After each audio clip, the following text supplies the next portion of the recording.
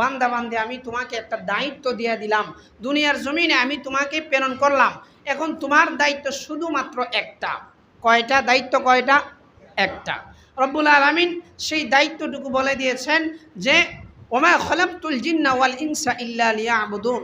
রব্বুল আলামিন বলেন, বান্দা বান্দি, আমি আল্লাহ রব্বুল আলামিন জিন ও ইনসানকে দুনিয়ার জমিনে প্রেরণ করছি শুধুমাত্র একটা কারণে, সেটা হচ্ছে জিন ও ইনসান যেন আমি আল্লাহর ইবাদত করে। তার মানে বোঝা গেল আল্লাহ তাআলা আমাদের কাছ থেকে শুধুমাত্র একটা কাজ নিতে চাইতেছেন, বিনিময়ে রব্বুল আলামিন তামাম এই কুল কায়নাতে আপনি এবং আমাদের জন্য উপহার হিসেবে ঘোষণা করছেন। সুবহানাল্লাহ।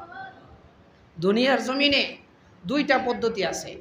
একটা পদ্ধতি হচ্ছে মানুষ এবং জিন, আর আরেকটা পদ্ধতি হচ্ছে মানুষ এবং জিন ছাড়া সারা দুনিয়ার সব কিছু। জিন এবং ইনসানকে আল্লাহ পাক ইবাদতের জন্য সৃষ্টি করছেন, আর এই তামাম কুল কায়নাত যা কিছু দেখেন আপনি, যা খাইতেছেন, যা গ্রহণ করতেছেন, যা পড়তেছেন, যা দেখতেছেন, সব কিছু শুধুমাত্র আপনার বালাইয়ের জন্য আল্লাহ পাক দান করলেন। তুলনামূলকভাবে একটা বিশ্লেষণ দেখাই। দেখেন, পানি যে রব্বুল আলামিন আমাদেরকে দান করলেন, দুনিয়ার মধ্যে এমনও জায়গা আছে যেখানে মাইলকে মাইল পানি পাওয়া যায় না। মরুভূমির মধ্যে গেলে 1000 মাইল তো কোনো পানির ছিটা ফুটা নাই।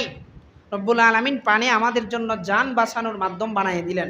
একটা মানুষ খাবার না খায়া একাধিক দিন বাঁচতে পারে, কিন্তু একটা মানুষ পানি না খায়া, তরল পদার্থ জাতীয় না খায়া মানুষটা একদিন বেঁচে থাকা সম্ভব নয়।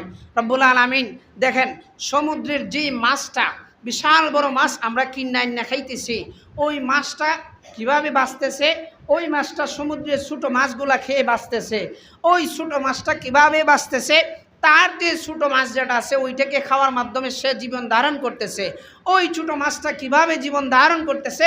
তার চেয়ে ছোটো যেই মাছটা আছে সেটাকে জীবন ধারণ করতেছে। সর্বশেষ সমুদ্রের সবচাইতে ছোটো যেই মাছটা, সেই মাছটা কিভাবে জীবন ধারণ করতেছে?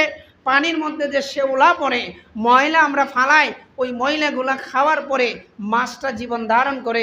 তার মানে বোঝা গেল আমরা যে মাছটা খাইতেছি খাবার হিসেবে, ওই মাছটার খাবারের কারণ কিন্তু আমরা নিজেরাই। আমরাই ময়লাগুলা ফালাইতেছি, ওই ময়লাগুলা খাওয়ার মাধ্যমে মাছ প্রসেসিং হইয়া ছোটো থেকে বড় হইতে হইতে আমাদের পর্যন্ত চলে আসতেছে। আপনি দেখেন তো, এই যে রব্বুল আলামিনের একটা কারিশমা, বান্দাবান্দিদের রিজিকের একটা পলিসি আল্লাহ পাক দেখাইয়া দিচ্ছেন, দুনিয়ার জমিনে এর চেয়ে সুন্দর দৃষ্টান্ত আর কেউ পেশ করতে পারবে? এই এতগুলা কেন দিলেন? শুধুমাত্র একটা কারণে দিলেন। সেই কারণটা হচ্ছে আপনি আল্লাহ রব্বুল আলামিনের ইবাদত করবেন। আপনি আল্লাহ রব্বুল আলামিনের ইবাদত করবেন। এত কিছু দেওয়ার পরেও যদি আপনি আল্লাহ রব্বুল আলামিনের ইবাদত না করেন, এখন বুঝে নেন যে রব্বুল আলামিন আপনার প্রতি কী পরিমাণ কষ্ট অনুধাবন করতে পারে।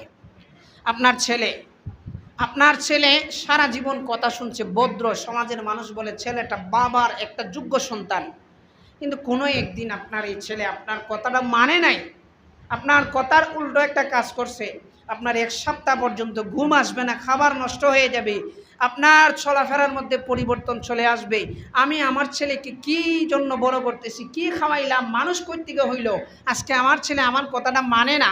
তো সেই জায়গায় রব্বুল আলামিন আপনাকে মায়ের গর্ভ থেকে একদম 70-80 বছর, 100 বছর, 150 বছর যাবৎ আপনাকে জীবন ধারণের শক্তি, সামর্থ্য, খাবার সব কিছু দান করলেন। তারপরেও যদি রব্বুল আলামিনের ইজ্জতের মর্যাদা, রব্বুল আলামিনের ইবাদত আমি না করি, আল্লাহ পাক কী পরিমাণ যে কষ্ট অনুধাবন করেন। আর আল্লাহ পাক সবচাইতে কষ্ট অনুধাবন করেন বান্দাবান্দি যখন আল্লাহর সাথে কাউকে শিরিক করে। এই জন্য জীবনের প্রতিটা সেক্টরে আমার বহু পরিচয় থাকতে পারে, কিন্তু সব কিছুর পরিচয়ের শেষ হইলে আমি আল্লাহর বান্দা, আমি একজন মুসলমান। এই জন্য আমরা এমনভাবে চলাফেরা করব, যেই চলাফেরার কারণে যেন আল্লাহ পাক আমাদের প্রতি নারাজি না হন, আল্লাহ রাসূল যেন আমাদের প্রতি কষ্ট অনুভব না করেন।